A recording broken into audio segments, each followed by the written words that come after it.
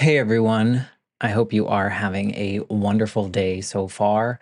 I am just dropping this special little clip into all the episodes. So, no matter what episode you're listening to, this is actually pretty current as of July 2024. I wanted to come on here and just say a big thank you to Earworthy because the Life Shift podcast was just named the best overall podcast of the year in the first Earworthy Independent Podcast Awards. And you've probably seen some articles written about the Life Shift podcast before, written by Earworthy. And now he is launching from his online publication, he is launching these yearly winners of independent podcast awards. And these are specifically for indie podcasters. We are those that wear all the hats. We create the show. Some people write the show. We're producers, sound engineers.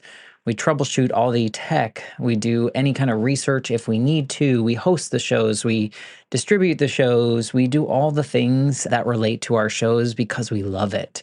And it's so nice to see my name in a list with some other amazing podcasts like Multispective, which won Best Life Lessons Podcast. Salad with a Side of Fries won Best Health Podcast. Bippity Boppity Business won Best Business Advice Podcast. And there are so many more. And so I just want to come on here and say thank you to Earworthy for not only doing these awards every year and just honoring some of us indie podcasters that sometimes feel like we're just shouting into the void, but we're not. We're just doing what brings us joy, and hopefully through that work it brings other people joy. In my case, for the Life Shift, I hope that each episode finds the ears that needed to hear it the most so that they feel a little less alone in their circumstance.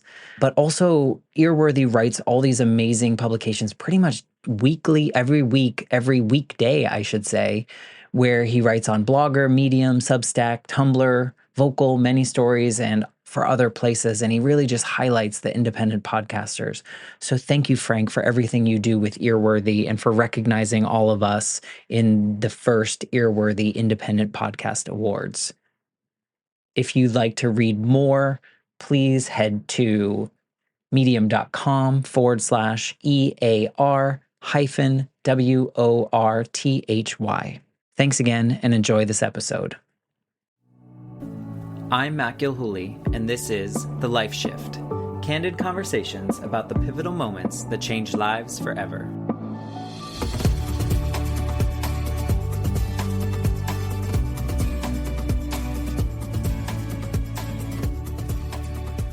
Hello, my friends. I am here with a friend. I'm going to say friend.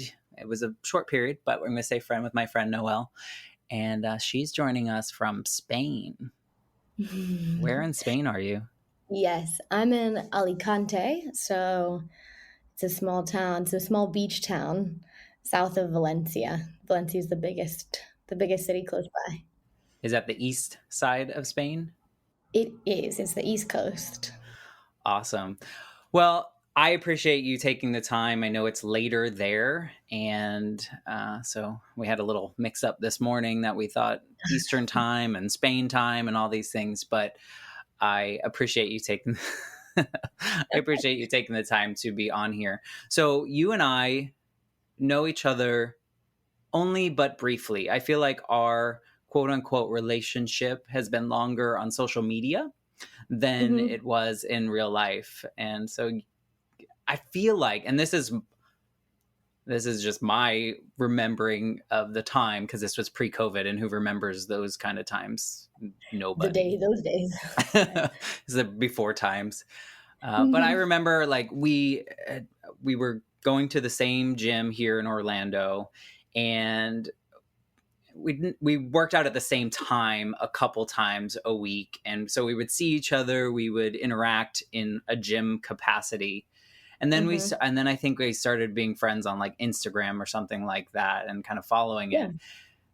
And then basically your pivotal moment or your shift is it's like one day you were no longer there. And I was like, she was always here. She was At always 6 here. a.m., the early class. Crazy. She was here every day. And I'm like, I haven't seen her in a while. So before we tell everyone what your life shift is, maybe you can give us a little bit about kind of what your day to day was before I stopped seeing you every day at the gym. Okay. Okay, yeah, definitely. So, at that time, I had just recently graduated university, and I was in my first job working at an advertising agency. So my day looked a lot like waking up, dragging myself out of bed, and going to the gym because that was the only time of day I could go at that 6 a.m. I think it was 6 a.m. or I don't know, it was 6:45 early. maybe. So, yeah, early classes and too early for me, but I needed it. I needed it in my life. And then heading to the office and working really late. It was my first job. I wanted to do it right. That like industry, I think a lot of industries nowadays, almost every job you hear about is just like can be very overwhelming, especially at first out of college. It's very demanding. So Yeah. my days were looked a lot like work and a little bit of me time in the morning, and then at the end of the day, like forcing myself to fix dinner and going to bed and waking up and doing it again the next day, and then hanging out with like people from work on the weekends, and that was pretty much it. Yeah. You felt like you were just living that Groundhog Day life. It was just same thing in and out. It did, and it was a bummer because I was so stoked.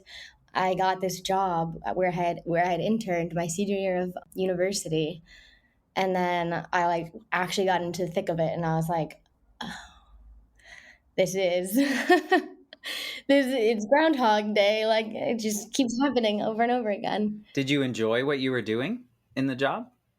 You know, I did, but it didn't. I enjoyed what I was doing, but it wasn't exactly fulfilling. I don't know if that makes sense, but something was missing. I also think like maybe this is a different direction, but a lot of people don't talk about what it's like as soon as you graduate college. And it's not, it seems so exciting and it's something you should be excited about and proud of, but it's depressing. Like I was depressed. I was seeing a therapist back then because I just didn't know that this was what life was like as an adult. And like Right. all of a sudden you graduate college and you have all of these responsibilities and all of it doesn't feel like you're led into them. You're just kind of like, "Oh, here you are. Here's life." And I feel like as Americans, we're sold this journey that we're supposed to go on, right? Where Mhm. you're supposed Yeah. to do really well in high school so that you can get into a really good school. And then you're 18. So, of course, you should know exactly what you want to do for the rest of your life, right? And so, Exactly. so you have to choose right away. Yeah. And then you graduate. And honestly, I just posted on social media like a vulnerability moment of which I'm getting a second master's degree right now in Mhm. public relations. So what you went to school for, you went advertising and PR. Yeah. And I have one class left. And it's the Congratulations. same thing. Well, thank you. But it's the same thing even at 40, right? At 41. I should tell everyone I'm truly 41, but I pretend I'm 40. Uh, Yeah. but it's the same. You're like, okay, now what? Like the classes, sure, I learned about all these different topics and I learned how to do these assignments and I learned how to do all this, but I don't think I learned how to function in that job. I mean, maybe you felt different because you had that internship. I felt largely the same even after the internship, which was part of also like the shocking part. I think like I was like, I should have been more prepared for this. This is literally what I signed up for. But my internship was completely different from having actual job responsibilities and being able to like be fired and not have an income anymore. Like totally different stakes. Yeah. um, Well, plus an internship, you feel probably more like padded. Like you feel like I can make all the mistakes. I can yeah. not be perfect. I can work until 5:30 p.m. and go home. Yep. They're like, I clock out. This is just for class credit. I don't have any, like, I have responsibilities, but really, like, nothing is writing on these responsibilities. And to be fair, I mean, I worked with very supportive people and like really great team. I just still felt so overwhelmed. I think part of my specific problem also was that at that time in my life, I wasn't as good at expressing like my needs and what I wanted in that environment. You know, I kind of felt like I graduated, I got this job, and now I just need to know what to do and I need to like be a good worker. Cause I kind of feel like in a workspace, or at least my perception of a workspace back then was that like there's no room for feelings or needs or emotional needs, especially. Because we're not taught that either.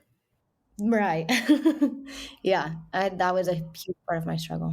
And I feel like also in high school and even in college, there's almost a shame in asking questions in the classes themselves, right? And there shouldn't Mhm. be. But Mm-mm. I feel like that was just like growing up. I always was like, I feel like I need to ask a question that sounds really smart so that it Yes. sounds like I'm paying attention versus the question I really need the answer to. Yeah, exactly. It's so true. So that kind of transferred into your job in which you didn't feel comfortable enough advocating for the fact that like you don't know it all, like you can't know it Mhm. all. Right. There's no Right. way. So that was your day in and day out, right? How long were you doing that job before you disappeared? A year and a half. Yeah, before I disappeared. You were very very much in a routine. Yeah. Yeah, and I kind of was in a routine and I was like, "Is this the rest of my life? Like, is this is this it? Like, Yeah. maybe there's a promotion, but the girl above me is doing the same thing." Like, so, like, same routine. So I was like, "Oh, okay." So you were already starting to think like, is this what I was sold? Like, where Yep. am I going with this? Did you start taking action to like find out, is this it? Or did you just kind of go with the flow? When I was a junior going into my senior year, that summer in university, I studied abroad in Valencia, Spain. And so I fell in love with Valencia. I had never felt more alive. I mean, study abroad does that to you, though, right? Like, you get to go just be like, make your life if you want. I didn't know anybody coming here, and I could be whatever I wanted when I studied abroad. And it was an amazing experience. The people I met, the lifestyle in Spain was beautiful. I always wanted to go back. I was like, you know what? Living for longer than a summer in Spain would be amazing. But I graduated college. I had to do the thing, get a job. I had no idea how to get an actual job in Spain. That's kind of impossible. So I stuck with this advertising agency job until about a year and a half later. Actually, about a year later, a year in, and I was like, I just really want to go back to Spain. Like, that part of me is still not satisfied, and I need to do this now before it's too late, before, something happens, you do get a promotion or you find like a partner and you settle down. I was like, now is the now is the time. If I want to move back to Spain, like I need to figure it out now. So I started looking into programs that allowed Americans to go and work in Spain. And there's a really common one, and you can teach English abroad in Spain. So I looked into that. I started doing my research. I started filling out all the right papers. I submitted my application for it. And then it was a waiting game.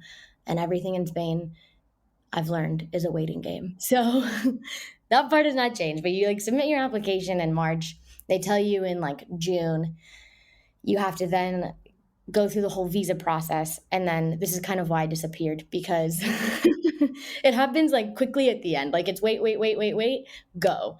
So in September of 2019, I found out like it's a go, and I had to quit my job and move and be here on October 1st. So I moved to Wow. Spain in October of 2019 after this whole game. Yeah, Um, that's what it was. You disappeared. I was like, where is she? And then I started seeing pictures in Spain. I was like, oh, she must be on vacation in Spain. So I reached out. I was like, where did you go? and You're like, oh, I I just remember moved to Spain. I moved. Yeah, I just did it. I remember like not I remember posting like on my stories and stuff, but never making like an actual Instagram post to be like, "Hey, I moved to Spain," until like December or something. And then I was like, "By the way, sorry guys, I moved to Spain." This is a delayed update, but So you had I mean, do you think you would have ended up there had you not done that study abroad? Like, do you feel like you would still be in the cycle of American urgency of working all the damn time? Yeah, I think that's a really great question, and I think I would, because had I not seen like that study abroad was my first taste of really what a different society might function like, which is not a common thing I think for a lot of Americans to like branch out and want to experience. And I think a lot who do still just end up in America. I mean, America's great, obviously, like there are so many opportunities. But for me, I like saw this society in in Spain that I was like, wait, this is really cool. Like I feel like I might actually get along better here. This is really more my vibe, my role. It's a lot slower, honestly. But for me, that was something that I always like needed almost. Like I like to be able to slow down and experience life and like stop and smell the roses. Yeah, I've seen a lot of those flower pictures you post.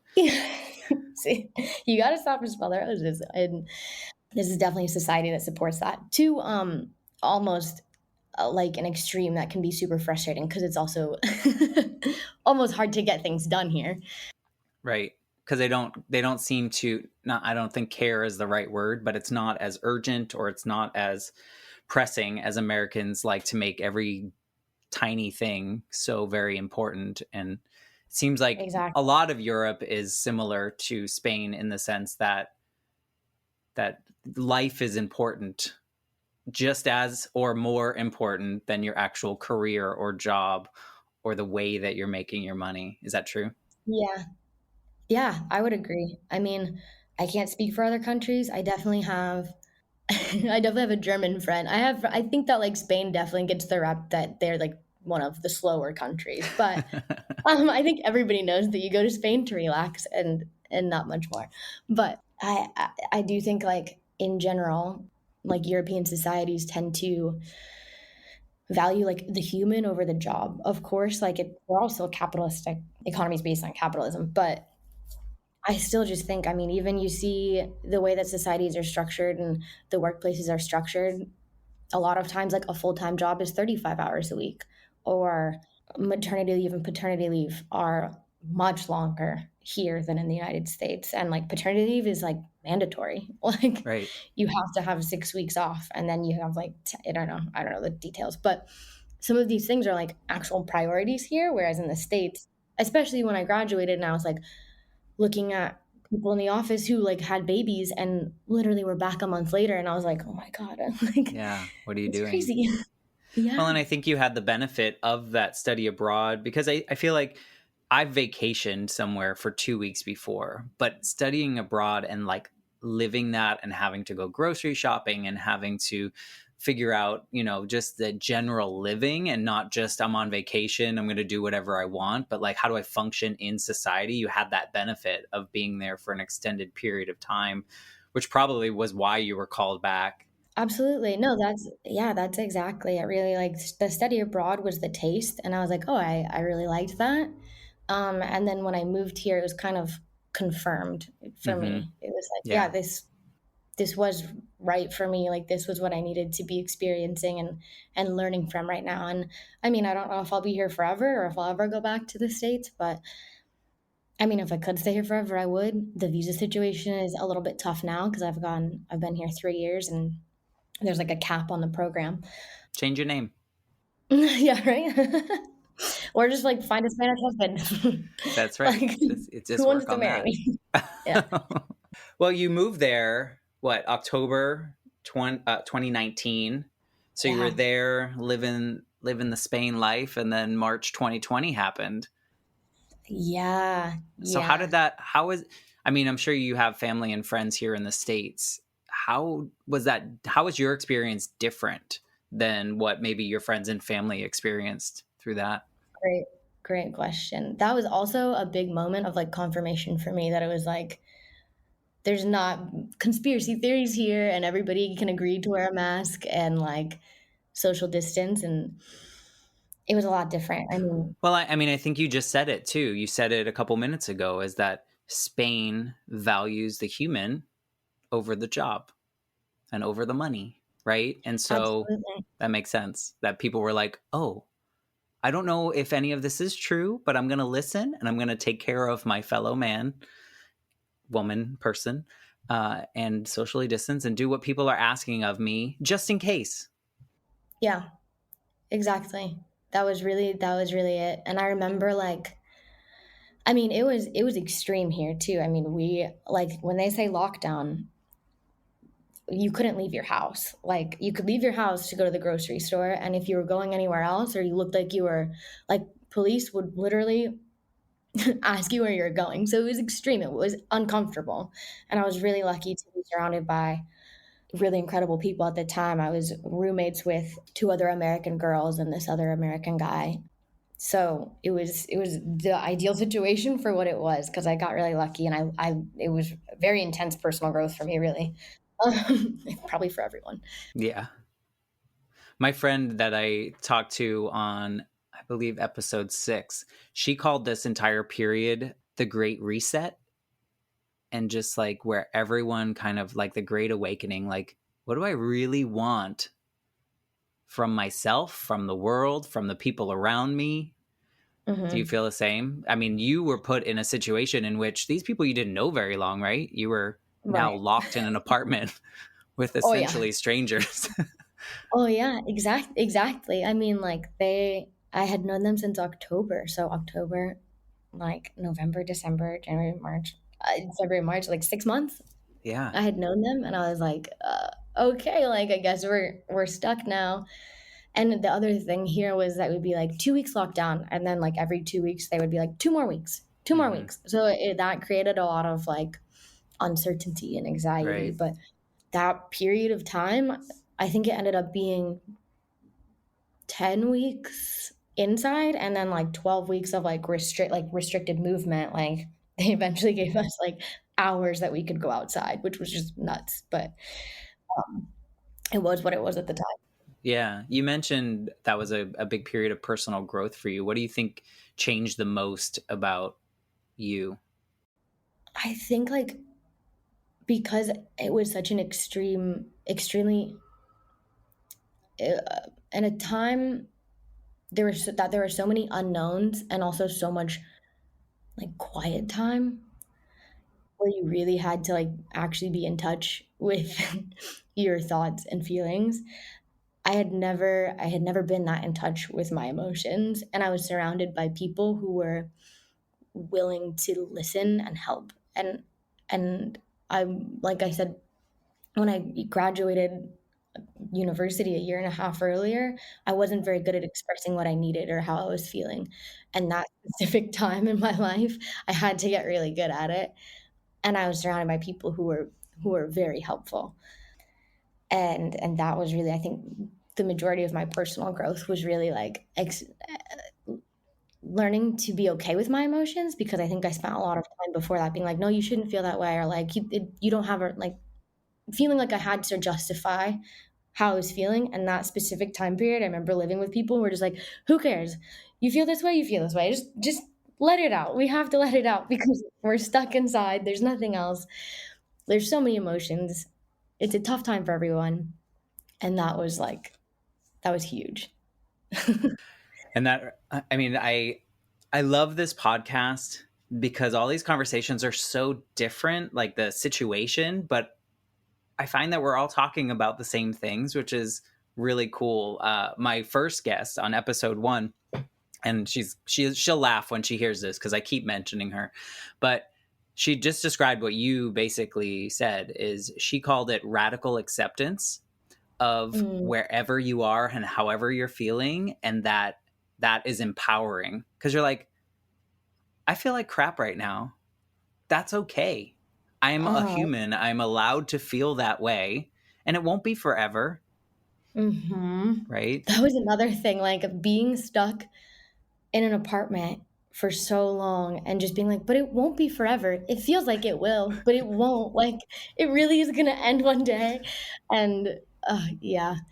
And just also, I don't know if this is another, like you had this sensation, but for me, it was like not, no FOMO. Like You can't have FOMO. There's no fear of missing out because what are you missing out on? Everybody's inside. No, but, like, I feel like I went through also this, like, period of time right after college especially that I was, like, wanted to do everything, but had these obligations and couldn't do, and you don't know where you are, like, friend-wise, and it's just a tough period of time, and also, I mean, moving abroad, you meet a lot of people, and you're like, "I can't do it all." And then this this happened, and it was like, "Well, I can't do anything, and nobody can Can't do either, so it's anything. fine." Were you still working at the time? Like in the house?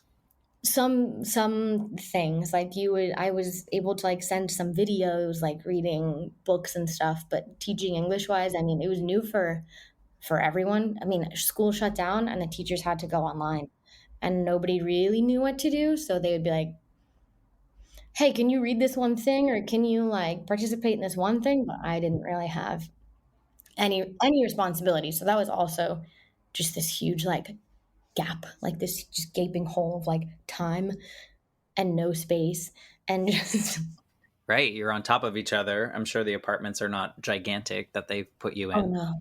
Mm-mm. I had the smallest room, I had, like, a little closet room, and then the guy actually was sleeping on the couch because he he was, like, caught in between places, like, he had flown in from somewhere and couldn't get back to, like, his pueblo. So, like, he slept on the couch for, like, 10 weeks. It was crazy. Wow. Do you, this is a weird question, but are you thankful that those moments happened, even though you were locked inside? Not a weird question. I really am. Like, I I think back on those moments, and I'm grateful for them. I'm so grateful that I had them with who I had them with. They also, like, they sucked, obviously, like, there were times that were just, like, really hard, but I am really grateful for them. That's a good way to put it, actually. Because I can't say, like, "Oh, I look back with fond memories," necessarily. I mean, you do, there were some fun things. Yeah, I feel not everyone, but I think there's a lot of people that just those moments of being forced to be still and to, if you're self aware enough to understand that this could be a moment of growth for you, looking back, I think I'm grateful for it. It just forced you to slow down. It forced you to realize, and it sucks that you just like got to a brand new place and you were hoping to do all these cool things, because I love going to Europe because it's really easy to go everywhere else once you're there. Yep. Yeah. But just to be like here in the States, I mean, we were shut down for about 8 minutes. So it's a little different. But, you know, like I haven't gone back to work yet, like in the office. And part of that allowed me to create a new routine. It created more productivity. I'm able to work on things that actually, you know, bring me joy outside of work and those kind of things. So I'm grateful for the shift that happened kind of to the world at the same time. Yeah. Yeah, I mean, and I don't know, maybe I don't know how it is in the States, actually. Maybe the shift here wasn't quite as distinct because we kind of the society was already a little bit more laid back and in tune with, like, if you don't feel well, don't come to work. Like, and that maybe was a bigger shift in the US where it's like, oh, like, let's take a step back. Let's actually do everything online from home. I don't know how much more, like, pronounced it was back home. I mean, that's a whole other conversation of how I would like to say in my utopia that the general public has learned from the pandemic here in America. I don't know. I think it's created more divisiveness here. I think there's more sides in versus where maybe in Spain or other countries in which we're all one people, right? In those countries, and people take care of each other, and it's like, yeah, you're sick, don't bring it to me, I don't want it, right? So Right? but here in America the focus is more like productivity, like you need to produce something, Yeah. so get in here. If you're just sniffling, pretend it's allergies, you know, kind of thing. So yeah, I'd love to say that we have that mentality, and I don't, Mhm. I Yeah. hope that we get out of it. So when life started to open up again, were you able to start living some of those dreams of living in a foreign country? It's been different. It's definitely been different. So, I mean, because in Europe, there's also been, like, strict travel bans too. So, like you said, like, the the draw to Europe, like the charm of Europe is that you can hop on a Ryanair flight for 15 euros and go anywhere you want.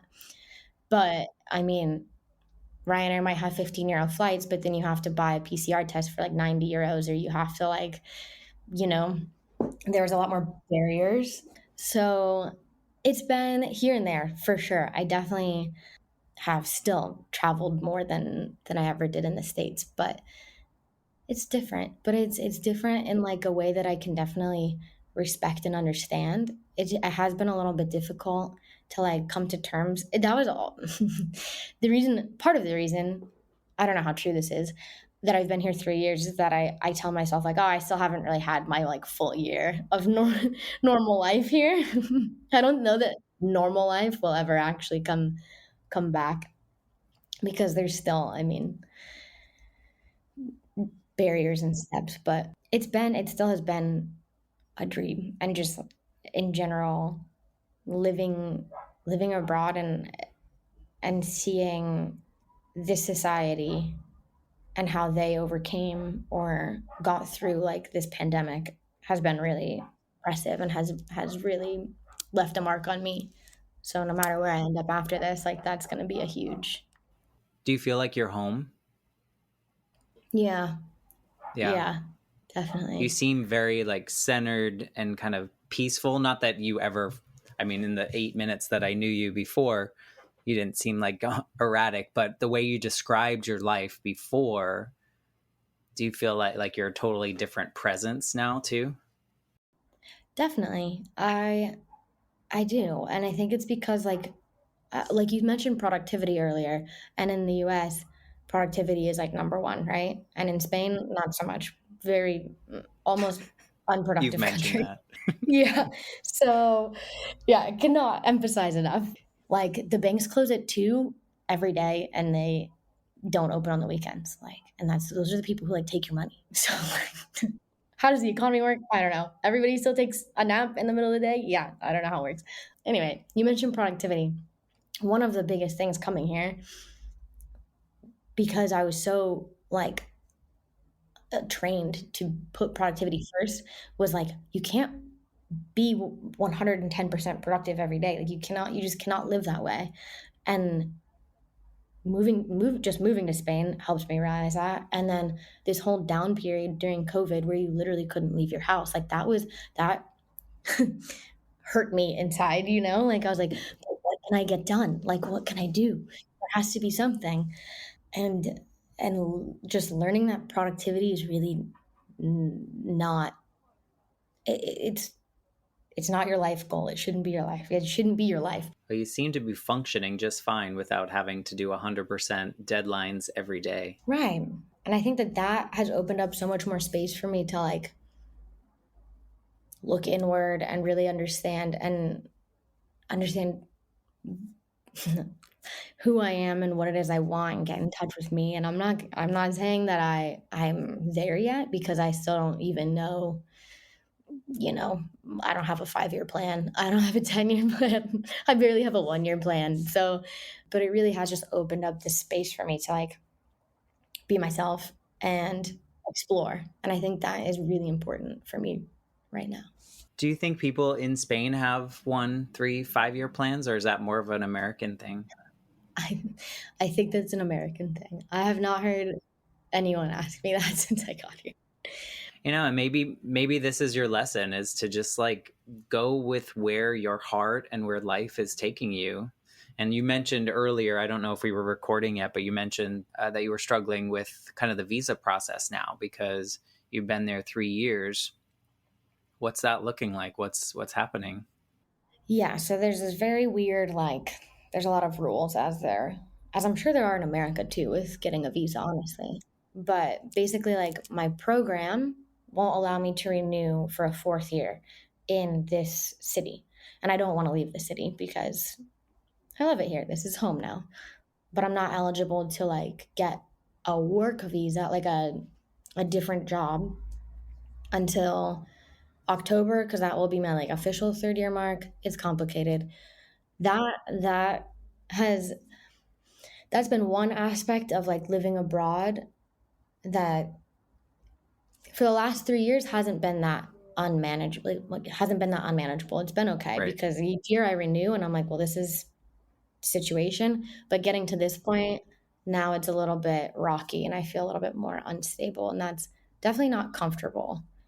But I'm still loving it here. So it's kind of hard, like, Torn almost. right. It's a lot of things. It's frustrating, but it's also like beautiful that I like love it so much here and I really want to stay. I think that there's a way. I just have to keep trying and it's really frustrating. Well, I mean, just like your journey there, it was, I mean, it was wait, wait, wait, hurry up. So maybe that's your situation. Maybe you're able to find another company that's willing to wait till October to swap your work visa or keep you there. Who knows what life. I mean, I think that's nice about what I'm seeing in you is that the American like need to have everything like a checklist is kind of maybe a little bit less, and that you're trying to enjoy life instead of like, what's my next thing I have to do? What's the next thing I have to do?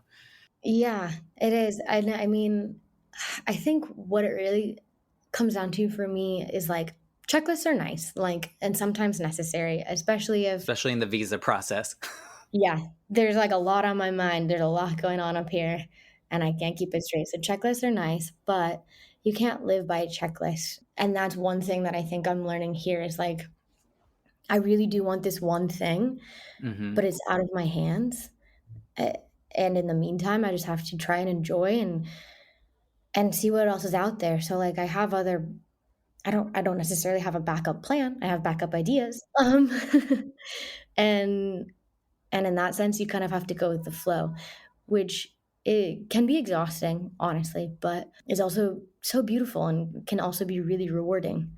Like this entire trip has been for me, like this entire experience has been. So you never know like what opportunities will come up.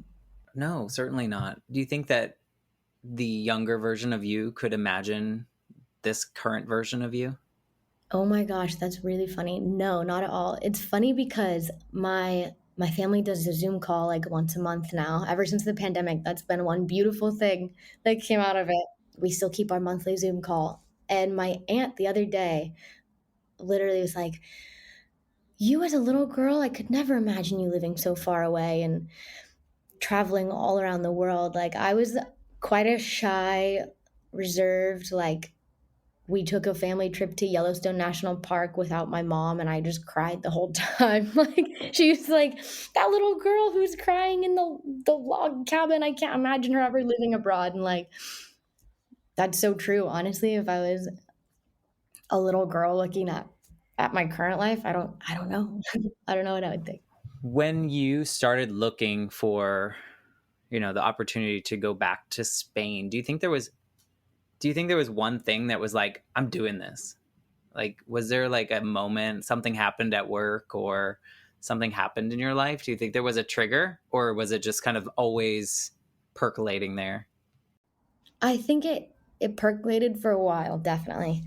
Like I said, I was going through it after college, and I would go to my friend's house and her apartment in downtown Orlando, and I would at the end of the night just go to her house and cry, and she'd be like, "Noelle, like what is going on?" And I'd be like, "I don't know. Like I don't know. I just don't feel satisfied. I don't feel fulfilled."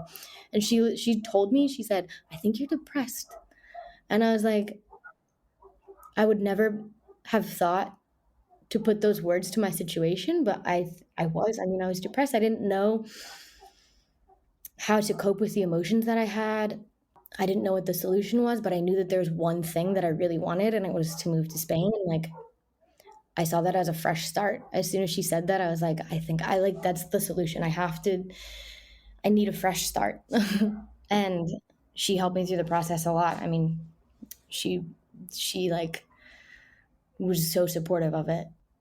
And that helped a lot. So like each step of the way, I'd be like, I submitted this today because it was also like this process that looked so daunting. And I was like, I want to move abroad, but I don't know. Like that was another part. Was like, I want to go back to Spain, but I don't know how.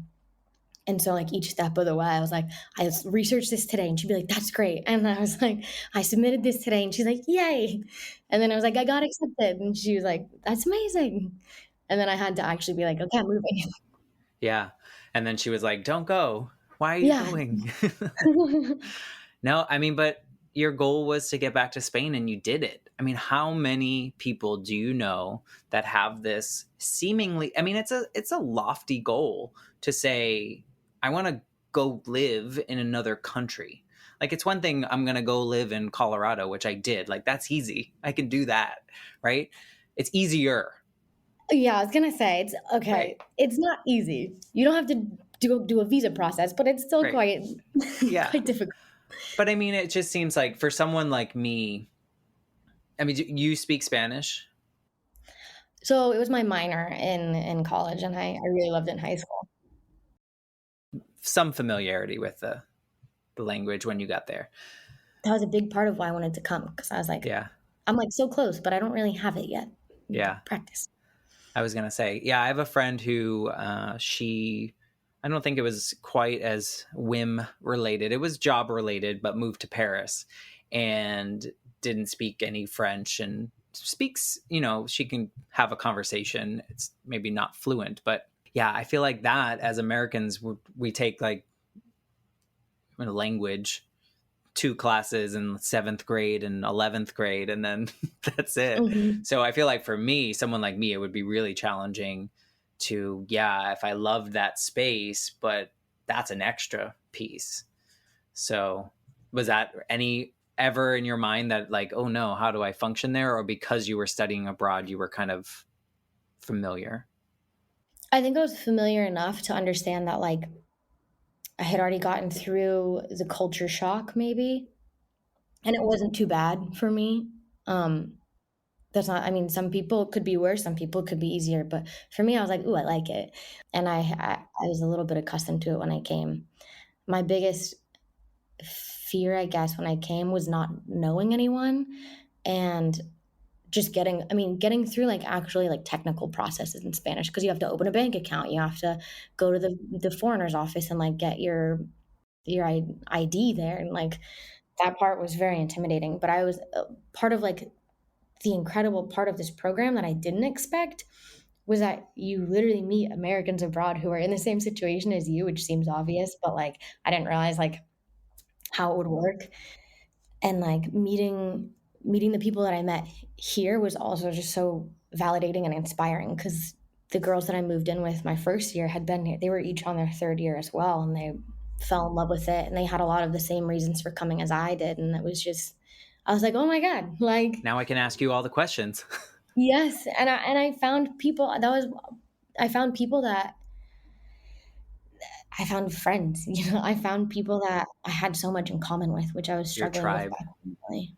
Mhm. You found a tribe of people with similar goals, and that's amazing. I think everyone in America, when you graduate university, like you're meant to have like the goal of getting a job, like we talked about, but that's not Yeah. really. That didn't bond me to anyone. Like, but moving abroad and being like, oh my God, like you wanted to come to study Spanish and like do this whole other cultural thing too. That was huge for me. Yeah. And I think, I mean, honestly, I think we create these communities in times of a deep challenge, right? And like things that we're facing. And that's why I think for some people, the pandemic has been kind of helpful in creating like what really matters in the group of people you want to be around, because like you're facing something heavy. And if people are having like reactions to you, you're like, oh, we Yeah. bond. This is Yes. good. It's so true. It's Yeah. very true. Well, I like to wrap up these conversations with a question that is probably like not really easy to answer. So get ready. No. So current version you, what could you say to the Noelle that graduated yesterday from university? Oh God. Wow. That is a hard one.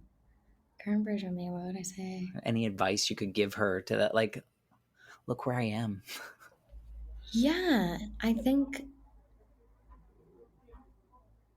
just that it's oh man, the adventures that that await you are like so incredible, and like the struggle that is today is not worth crying over, not worth throwing the talent over, you know? Mm-hmm. There are a lot of days where I was like, "Oh my god, this is like not worth it. I don't want to do this anymore." And Mm-hmm. like if I would have known then like all of these beautiful things that I would find here. I don't want to say that I would have done it sooner because I think I needed that time also. But I think maybe I guess just take life a day at a time, and it's you're gonna get where you need to be. And where you are right now is where you need to be. Yeah, and I think that, it's true. All these little things that we've done through our lives get us to where we are. Because maybe you wouldn't be, like, maybe you would be in Spain, but maybe you wouldn't be loving it as much as you are and the life that you're living had you not experienced what you Yeah. experienced when you graduated and got the full-time job and was just like gym, work, cry, sleep, Yeah. gym, work, cry, sleep. Exactly. Like That's so you true. needed that. I have definitely an even bigger appreciation for where I'm at now because of that period of time. And even though it felt like so long at the time, I mean, it was a year and a half. It was, in the grand scheme of things, quite a short period of time in my life, but it really did like impact my perception and appreciation of where I'm at now. That's so true. Yeah. What's one thing if someone was like, I want to move to a foreign country, like what's one thing you would tell them to make sure that they do up front? Hmm. Like what was the biggest hurdle for you getting there? Starting the process. Just So just start. starting. Yeah, just start. Just do it. I mean, whatever it takes. Isn't that the hardest thing of any project? Really? Is just It like really is. just start. And do like one piece of paperwork at a time, because I know if you get to the point where you're looking at the visa situation and you're like, I have to do what? Like, what even are these words? I don't even know this. I have to get something apostilled. What is that? Like, Right. what does that mean? I have to order this thing and then mail it to someone else. Just do one day at a time, and it's okay. Well, I Yeah. think, I mean, I didn't know all your story. I just knew that one day you were there and the next day you were not. Mystery solved. I just think you're super inspiring that you had this goal and you made it happen, and who knows what's next. But I love this journey for you because I feel like you're more of the human that you've always wanted to be and just needed to go through these experiences to kind of create. So I hope you're feeling that way, and I really appreciate you sharing your story here. Thank you very much. I really appreciate that. And I was talking with someone today and I was like, if this interview would have happened a year ago or 6 months ago, like I would have just been so gung ho and excited. But like recently with the visa situation, I was afraid that I was gonna be a little bit Debbie Downer. But isn't you just talking about this honestly has really helped me appreciate again like where I'm at. Yeah. You've done so much, and I think you've done it through a worldwide pandemic, which is a whole other beast in itself, right? Like, I mean, had this not happened, you'd be living a different life in Spain, right? But hmm maybe this is all, I mean, it is all part of the journey, and who knows and what the cool things will come next. Isn't that beautiful? It is. I love it. I love it, and I think it's important to for people to just be aware that like their life is taking them in the direction that it's supposed to be, and we're supposed to hit these bumps, and we're supposed to respect the bumps, and and just keep Mhm. going. Just like you said when you were talking about like learning about yourself during that period of time and just accepting like wherever you are, and that's okay. Like Yeah. that in itself, you win, right? You Yeah. win life by doing that. It's so true. It's so true. Honestly, I think that like I need to take times like like quarantine times for myself and just be Mm-hmm. like, Yeah. okay, sit, do nothing, just get in touch. And I mean, it's so important. It was crazy that that like forced everyone to like go through that, and it's been a Together. beautiful. but separate. Together, which is, yeah, it's beautiful. Well, I appreciate you taking the time with me. I know it's getting late there. So thanks for being a part of the Life Shift podcast. I Yeah, appreciate thank you. you so much. Yeah, I appreciate you. Maybe we'll see you when you're in the States at some point. Maybe, or maybe you just come to Spain. You can Okay. podcast Well, from I like Spain, that. right? Totally. Totally. We're good. Yeah. All right. I will say goodbye for now, but I All appreciate right. you.